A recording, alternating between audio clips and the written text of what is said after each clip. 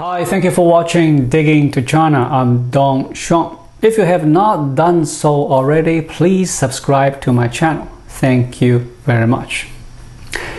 As if COVID-19 lockdowns has not done enough damage to China's economy, now the country is facing another major threat, and this one could be even worse for the economy: a record heat wave. In August, China has been coping with its worst heat wave in 60 years, with temperatures in several provinces routinely reaching 40 degrees Celsius, that is 104 degrees Fahrenheit. The many devastating situations that have plagued China currently include drying up of the Puyang Lake. It is China's largest freshwater lake located in northern Jiangxi province, which has now shrunk to a quarter of its normal size for this time of the year. As many as 66 rivers across 34 counties in the southwestern region of Chongqing have dried up, state broadcaster CCTV said last Friday. Sichuan province suffered the most. Sichuan, a province with 94 million people, is a regional manufacturing powerhouse. The heat wave has exacerbated an ongoing drought, cutting water levels at hydropower reservoirs in half. Sichuan relies on hydropower for roughly 80% of its energy needs, and with consumers using more energy than usual to stay cool during the heat wave, energy supplies are running short. As a result, officials announced on mid-August that factories in 19 cities and prefectures would be forced to close their doors for 5 days to reserve electricity for use by the people. This could have dramatic repercussions worldwide because the manufacturing workarounds that became common during the height of COVID will no longer be possible. The factory shutdowns due to heat wave have the potential to be equally, if not more, impactful on supply chains than the recent COVID lockdowns. Some factories in China were able to remain open during pandemic lockdowns through the use of closed-loop system, where workers would isolate themselves at the factories in order to continue operations. It is impossible in a heat wave. The nature is indiscriminate compared to more targeted COVID lockdowns. Although the factory lockdowns caused by the heat wave in China are confined to Sichuan, but because of the region's status as a manufacturing powerhouse, the effects will likely be widespread. Foxconn and Compal are both suppliers for Apple, and auto manufacturers like Tesla, Toyota, and SAIC Motor Corp will be affected the most by the deadly heat. Tesla and SAIC said already that they are having difficulty maintaining production amid the power crunch, and asked Chinese officials if their production could be prioritized. Toyota has also suspended production at its plant in Sichuan in mid-August, according to Japanese media outlet Kyodo News. Additionally, BOE Technology Group, an Apple supplier that makes LED screens, said it will need to make adjustments at its operations in Sichuan owing to power rationing in the region. And the contemporary Amperex Technology, the world's largest battery maker, said it would stop production at its Sichuan plant until August 20 as a result of the power cuts.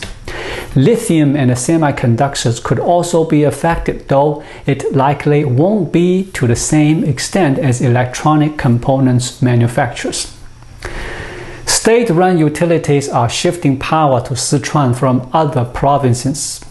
Authorities use fire trucks to deliver water to 2 dry villages near Chongqing.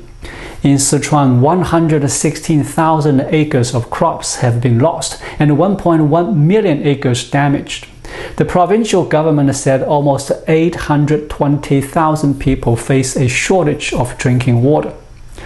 The heat wave induced shutdowns and add to challenges for the ruling Communist Party as President Xi Jinping prepares to try to break with tradition and award himself a third 5-year term as leader at a meeting in October or November.